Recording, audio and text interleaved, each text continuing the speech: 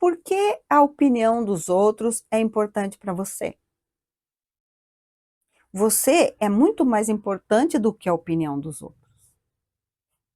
Mas por que nos importamos tanto? Você já se sentiu inferior, mal visto, por não estar com a roupa da moda, ou por estar acima do peso, ou pela cor da pele, entre tantas outras situações? Como você se sentiu? Deixe nos comentários. Graças às mídias sociais, a vida tem dito para nós que só é importante quem tem muitos seguidores, quem tem dinheiro, poder, quem é jovem, bonito, magro. E isso não é verdade. Mas nós estamos aceitando como se fosse. E temos feito algumas besteiras sem maiores reflexões para nos enquadrar no padrão que a sociedade dita. Precisamos urgentemente de um norte que nos traga equilíbrio, paz e que nos ajude a nos aceitarmos como nós estamos. Fique comigo, nós vamos refletir sobre isso. Aproveite para se inscrever no canal, deixar seu comentário e seu like. Isso é muito importante para mim e eu agradeço. Precisamos nos conhecer para poder entender por que as pessoas conseguem nos desestruturar, entristecer, nos deixar com raiva, entre tantas outras coisas. Khalil Gibran, no livro O Profeta, ele diz: a tua alma é muitas vezes um campo de batalha em que a tua razão e o teu julgamento estão em guerra contra a tua paixão e o teu apetite. A tua razão e a tua paixão são leme e as velas da tua alma navegante. Se um de vocês navegarem e as velas se partirem, só poderão andar à deriva ou ficar imóveis no meio do mar. Pois a razão só por si é uma força confinante, e a paixão não controlada é uma chama que arde provocando a sua própria destruição. Por isso deixa a tua alma exalar a tua razão, até o auge da paixão, de forma a poder cantar. E deixe que a tua alma oriente a tua paixão com razão, de forma a que a tua paixão possa viver através da tua ressurreição diária, qual a fênix renascendo da próprias cinzas. Entre as colinas, quando te sentares à sombra fresca dos brancos álamos, desfrutando a paz e a serenidade dos campos e prados distante, deixa o teu coração dizer silenciosamente: Deus repousa na razão. E quando vier a tempestade e o vento assolar a floresta e a trovoada e os relâmpagos proclamarem a majestade do céu, deixa que o teu coração diga: Deus move-se na paixão. E uma vez que você é um sopro na esfera de Deus e uma folha na floresta de Deus, também deves repousar na razão e mover-se na paixão. Vamos refletir sobre a razão e a paixão. Dois sentimentos poderosos que se complementam. A razão sozinha é fria, como disse o texto. A razão por si só é uma força confinante. Mas, por outro lado, nós temos a paixão, que é uma força poderosa. Essa força faz parte da nossa natureza. Deus colocou em todos nós. Vida sem paixão não tem brilho. Ela nos move a realizar grandes coisas. Por isso, deve ser bem direcionada. E o problema se encontra quando ela é mal governada. Aí entra a nossa derrocada. O problema está no excesso das nossas vontades. A paixão, ela é um combustível para nós realizarmos grandes coisas, tanto que ela é inata. O problema é quando nós extrapolamos o limite, quando nós passamos por cima de tudo para alcançar os nossos objetivos. E como determinar qual é o limite das paixões? Quando é que elas deixam de ser boas para se tornarem más? Deixe o teu comentário. Qual é o limite das tuas paixões? Comente, eu quero saber de você. Veja que uma paixão ela se torna perigosa a partir do momento em que nós deixamos que ela nos governe, resultando num prejuízo qualquer para nós ou para qualquer outra pessoa. Elas duplicam as nossas forças, nos auxiliam na execução dos projetos, mas se nós cairmos no excesso, aquilo que poderia produzir o bem volta-se contra nós. E o texto diz que nós devemos deixar que a nossa alma oriente a nossa paixão com a razão, de forma que a paixão possa viver através da nossa ressurreição diária e qual fênix renascer das próprias cinzas. Fênix é uma ave mitológica e ela representa ciclos da vida, o recomeço e a esperança num futuro melhor. Ela possui uma força extraordinária, simboliza renascimento, simboliza triunfo da vida sobre a morte, o eterno recomeçar. Nós não somos esse corpo. Ocorre que nós deixamos as vontades desse corpo nos governar. Mas, na verdade, nós somos espírito e é ele que precisa orientar a razão e a paixão. E como fazer isso? Como deixar o espírito governar? Como entender essas coisas de nós mesmos? E como fazer isso? Como deixar o espírito governar? Como entender essa coisa de que nós não somos esse corpo? Calma, respira. Eu vou te explicar. Mas antes, sendo chata, mas preciso te lembrar, deixa o like. Porque eu sei que você está se esquecendo de dar o like, de dar o comentário. Faz aí, é de graça. Se você olhar, tiver assistido alguns outros vídeos meus, você vai perceber que eu tenho falado muito em autoconhecimento. Porque se nós não nos conhecemos, tá ruim, mas tá bom. Sabe aquela coisa? Tá ruim, mas tá bom? Nós precisamos dar um salto quântico na nossa vida. Nos conhecemos, saber os nossos limites, a hora de seguir, a hora de parar. Infelizmente, nós não temos o hábito de refletir. Nós somos criaturas de hábito. E alguns precisam ser quebrados e outros precisam ser reciclados. E o que é um hábito? O hábito é uma esteira de reflexos mentais acumulados, operando constante indução à rotina. É um comportamento reflexo, é quase como uma ação involuntária. São atitudes e reações que nós executamos e nem sempre nos apercebemos. Quando esse comportamento reflexo acontece do mesmo jeito, várias vezes, e ele um belo dia parar de acontecer, nem sempre nos daremos conta de que isso aconteceu e nos manteremos na atitude anterior. Vou dar um exemplo. Na região metropolitana de Curitiba tem uma empresa que emitia, não sei se ainda emite, mas ela emitia um cheiro muito ruim. E inclusive era prejudicial à saúde. As pessoas que moram na região se acostumaram.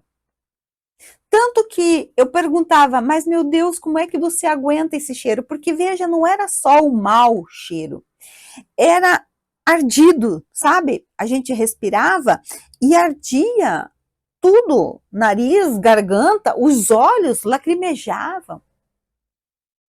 E elas diziam, mas não tem nada, tá tudo normal. E vejam que eram pessoas que adoeciam, tanto que essa empresa foi multada muitas vezes. Houve, inclusive, má formação de fetos, tudo causado por essa poluição. E eles não se davam conta.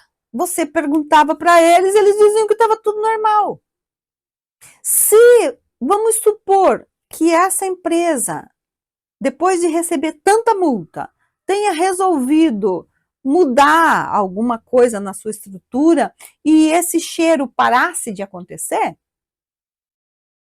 eles demorariam muito tempo para descobrir que o ar melhorou, devido ao hábito.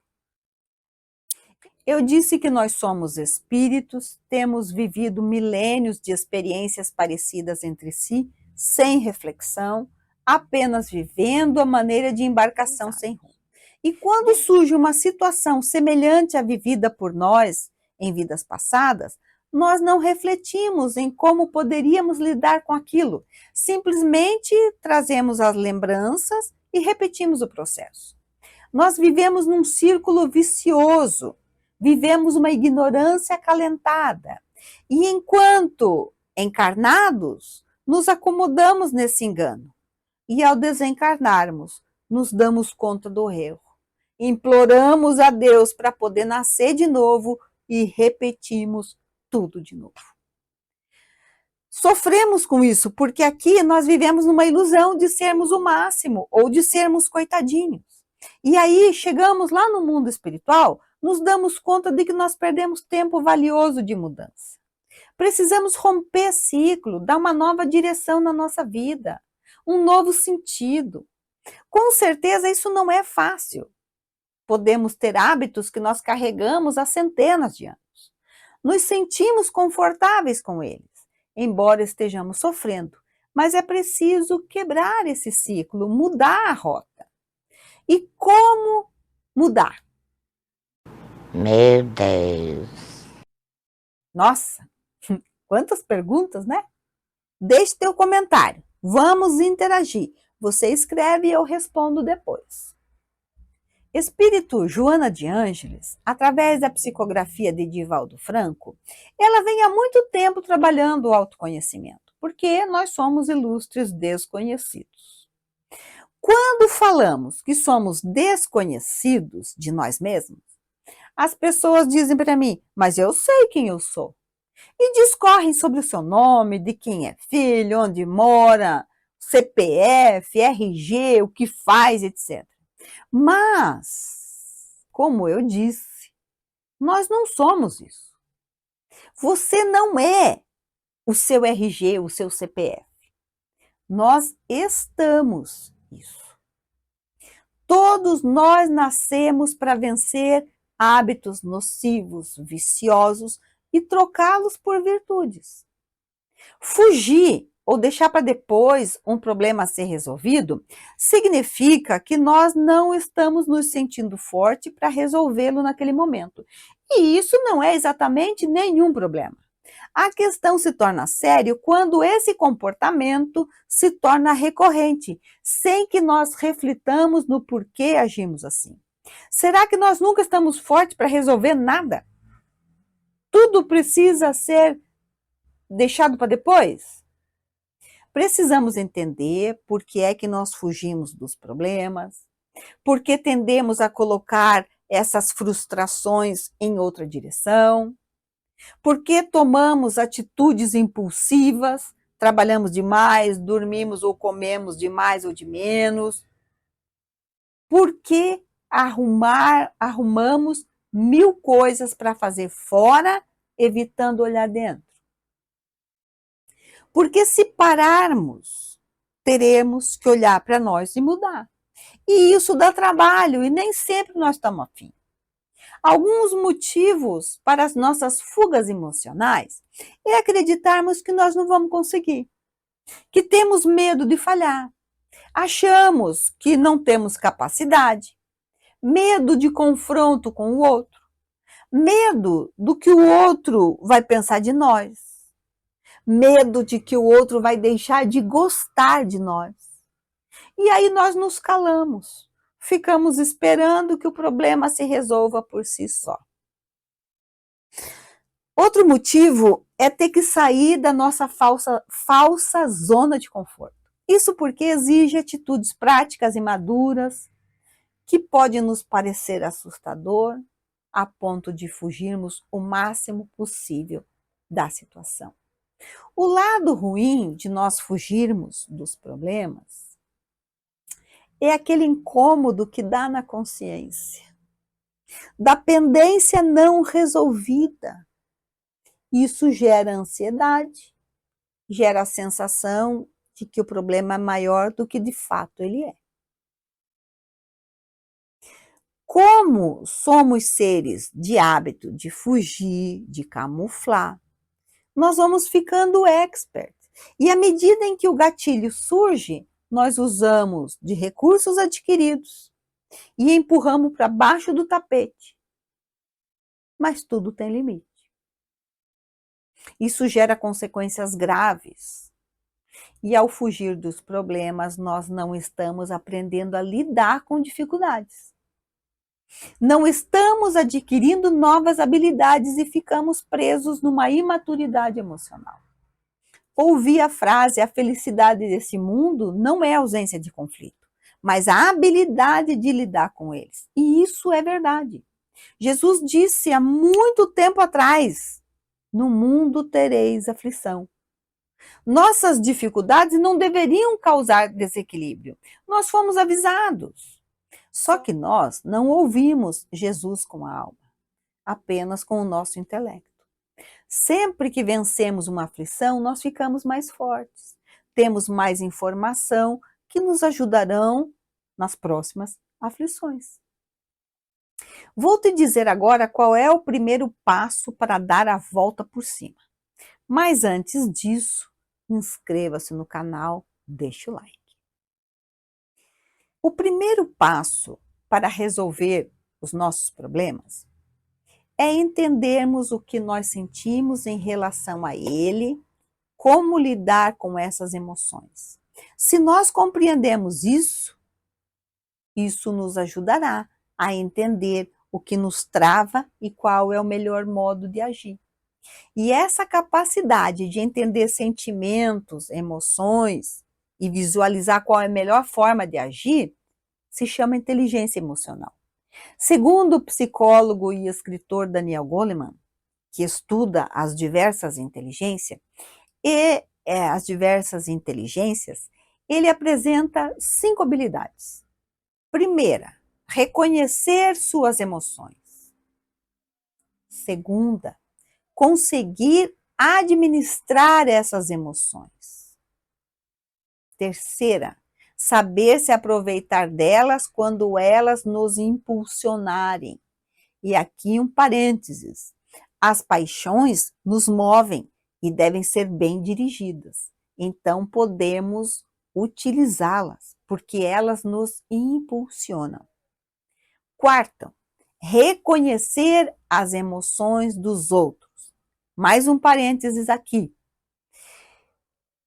Reconhecer a emoção do outro e saber que aquela emoção não é nossa. Se nós pudermos ajudar, ajudemos, mas não fiquemos com elas, porque nós temos o péssimo hábito de carregar o problema dos outros. Nós carregamos o problema do outro, nós sofremos e não resolvemos, porque o problema é do outro.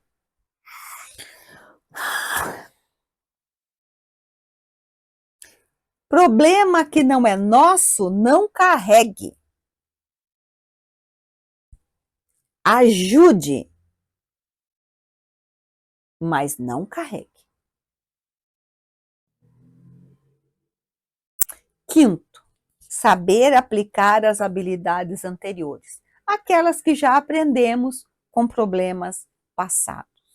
E assim, ao invés de ficarmos retidos diante de uma situação estressante, vamos entender qual emoção estamos sentindo, como controlá-la e qual é a melhor forma de agir. Quando acontecer um problema, pense: que emoção estamos sentindo? Raiva, medo, ansiedade, dê nome, reconheça a emoção. Quando nós damos nome para um sentimento, ele se torna concreto. Se ele é concreto, eu consigo lidar. Nós temos dificuldade em ligar com o abstrato, mas com o concreto é mais fácil. E Jesus disse que ele não coloca fardo pesado em ombros fracos. O fardo é proporcional às nossas forças. Khalil Gibran diz: a tua dor é o quebrar da concha que envolve a tua compreensão. Assim como o caroço da fruta tem de fender-se para que o seu coração fique exposto ao sol, também nós devemos conhecer a dor. E se conseguíssemos maravilhar-nos com o milagre diário da nossa vida, a nossa dor não se pareceria menos intensa do que a nossa alegria. E aceitaríamos as estações do nosso coração, tal como havemos de aceitar as estações que passam sobre os nossos campos. E passaríamos com serenidade os invernos das nossas mágoas. Muitas das nossas dores é escolhida por nós. É a poção amarga para a qual o médico dentro de nós nos cura. Por isso, confiemos no médico e bebamos o seu remédio em silêncio e tranquilidade. Procuremos refletir que Deus é soberanamente justo e bom. Não é Ele que nos impõe as dificuldades. Muitos dos nossos sofrimentos são más escolhas que nós fazemos hoje e outras foram feitas antes de nós nascermos. Ao fazermos essas escolhas, sabíamos que não seria fácil, mas sabíamos que teríamos força para vencer e que, acima de tudo, não estaríamos sozinhos. Faça da sua vida o melhor que você puder. Mas lembre-se com toda a certeza do mundo, você é muito importante. Deus usou do seu tempo para criar você. Ele fez isso porque te ama. Bom ter você aqui. Se você ficou até aqui é porque gostou, então eu te espero no próximo vídeo. Se inscreva no canal e aproveite para maratonar nos outros vídeos. Até lá!